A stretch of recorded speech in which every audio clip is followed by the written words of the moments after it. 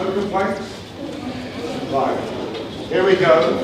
Ready, and go. 1, 2, and 3, and 2, and 4, and 2, and right. That's it. Sit down. Thank you very much.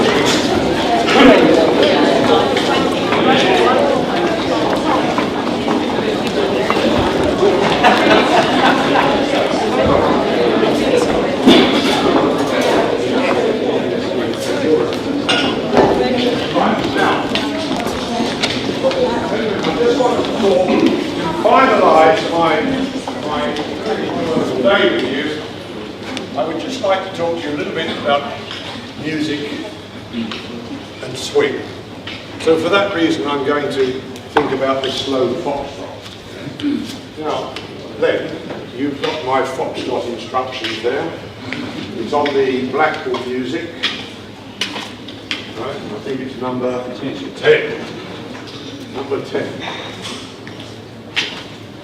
Right, so I've just got to dance something first, then I want to try and break down and show you how I feel or how I want you to use the music. I mean, I don't know from one person to another how you feel the music. I mean, some tunes you think, oh, that makes your hair stand up. Someone else thinks, oh, I don't like that. So music is very, very personal, but as a competitor, you don't know what music you're going to get. So how the hell can you phrase it? Because you don't know what you're going to get. And if you don't listen, see, I never phrased in my whole dancing career. Meaning, I didn't go around the floor, dance by numbers, 1, 2, 3, 4, 5, 6, 7, 8, 1, 2, 3, 4, 5, never did that. What I did do, I listened to the musical accents, the musical upbeats or the musical downbeats. And I was told I was quite musical. Or we, to include my wife. We were quite musical, so I must have been doing something reasonably well, but I've never danced by numbers. I can't stand it. Right? Sometimes you're judging them as they go by the way. And I'll tell you another funny story. There was a judge called, a very famous judge in England called Harry Tucker, and he saw this couple, every time they passed him, they got their groups numbers. So they start with group number 1, group number 2, anyway, he realised they had about 6 groups. And as they were coming past him, he worked it out, he was doing his 5th group, and he said, 3! She went into 1. Right. So all these little stories, you know, they're very amusing, but they're true. Okay, can I have that music then, please?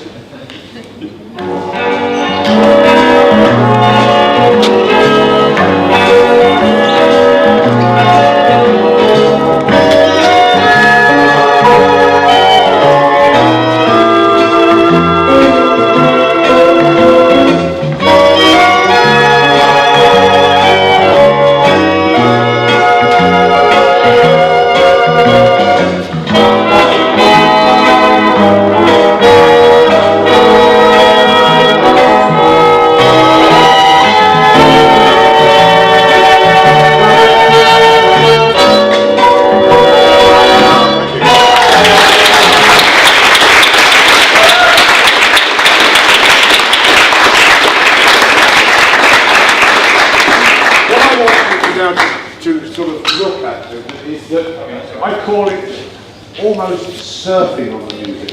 I wait for it. So my timing is that. It's not my steps. So my body action or my body swing is deciding the size of the step I take. So it's body dictating to leg, not leg dictating to body in that sense. Yeah? So you wind this up and you hear that music coming through. It passes me here. I want it to be ahead of this leg action. My partner can now begin to feel that pickup. Then I want to follow. I follow them to the top. And I want your feather steps, I want you to think it's like an aeroplane taking off slowly. Foxtrot. Right? So there's no sort of drop, up, drop, down. It's got to be smooth. So, how would we describe the slow foxtrot? How would anyone like to tell me how you would describe a slow foxtrot? Oozing. Oozing. Oozing, that's a nice word. Gliding. Yeah. You're all after the right words, aren't you? Well, it's a dance, it should be, a dance of perpetual motion, or a dance of perpetual motion with progressive curves. Everything is curved. If you turn, you're curving. If you do a reverse wave, you're curving. If you do a 3-step, you're curving. If you do a natural turn or hover cross, everything is curved. Now, as soon as I start thinking straight steps, right, it gets cold. To me, it gets cold. And something I always like to see as well is when I see somebody shaping their legs, right, to come through. If I go into a turn, I shape my leg into a turn. And I find that is a quality that is really worth working on. Now, ladies, when you're dancing backwards as well, you've got, hopefully today, you're going to have this gorgeous, natural feminine curve. Because I want space at the top. I don't want to go back to a 30 when you were on the shoulder and all that at all. I want to see a beautiful shape. But when you're now dancing your foxtrot from here, I find that a lady can claim she can dance a foxtrot when she's mastered body rise. That, girls, is not easy, and it takes time. Because when you're dancing backwards, your footwork is toe heel, toe heel, toe heel. Only when you're moving forward, you talk about toe heel, heel toe. Right? Now, you said this to a lay person in the street. Well, yeah, you're dancing back, toe heel, toe heel, toe heel. You said the man's doing heel, toe, toe, toe. You think, well, that doesn't work. How does the man be going up and the lady not going up? It does work. Because as you make this action from here, girls, right? 1, 2, when you get to here, the pressure of that foot, not the body, the pressure of that foot, you collect your weight, and as this foot is moving, you have a feeling of returning something to your man. So you get the balance between the ball of the back foot and the heel of the front foot. Now what I find happens, because again, once again, it's accented poise, that you're into your heels so early, girls. Heel, heel. Heel, heel. But the men are having to hold you tight, like riding a horse in. You're running away with it. Okay? So, how do we overcome that to a start? The longer you stand on the supporting foot, the further you will move. And believe me, it's true. Right. So when I get to there, as I'm standing on that foot, girls, I allow this leg to move through. Now I will transfer weight. Whilst I'm standing on that foot moves through. Now I shall stand through there. Because girls, now, as we go into the left turn, the pressure that you've now produced through the ball of the foot helps the man cushion and control the turn. Slow, strong. Yep. So, I'll push this forward. Right. So, I want your legs to feel when they're actually moving from front to back. And although you've got a connection with the floor, don't pull the sole of your shoe off, or the heel of your shoe. Right? Your legs have got to be light in transit, strong as they receive your body weight.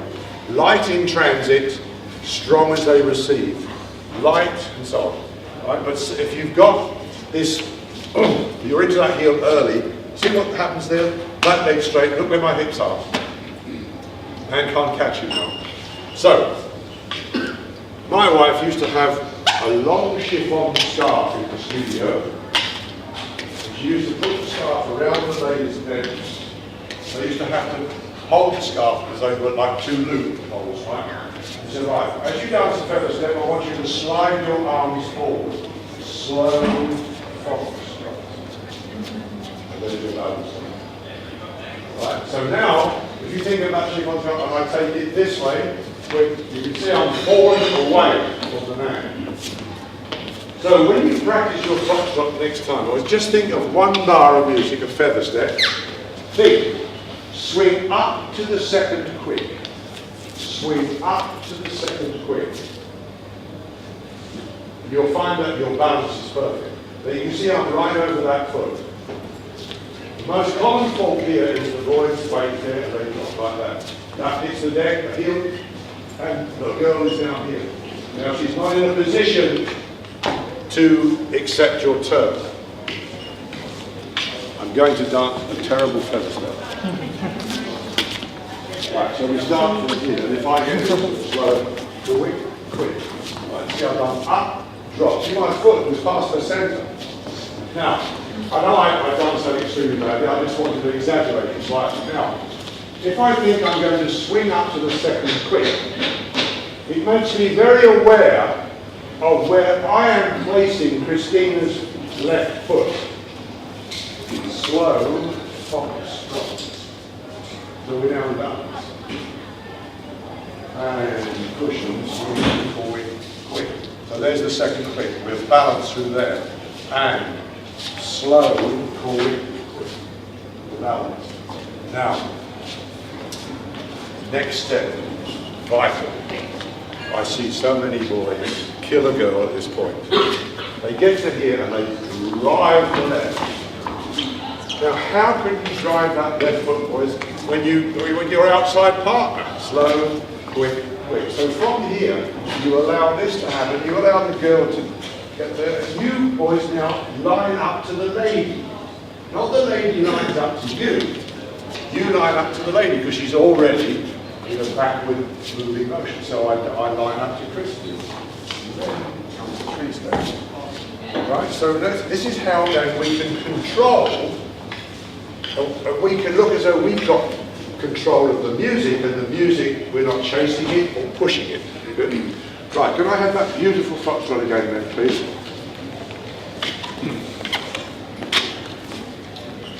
We're going to dance this in shadow, both as well.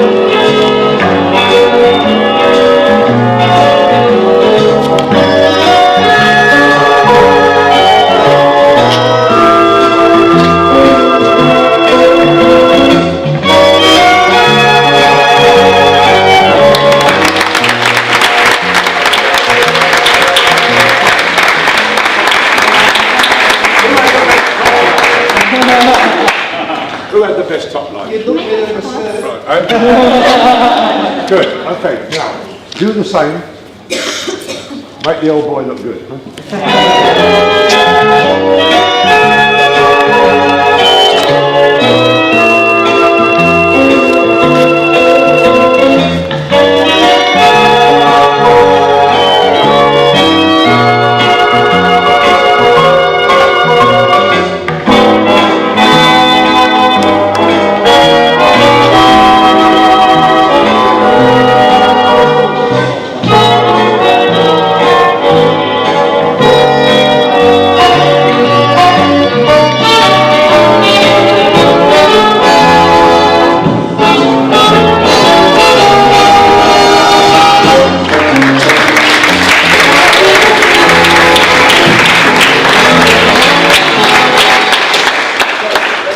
Next time you practice, and I think I said this earlier,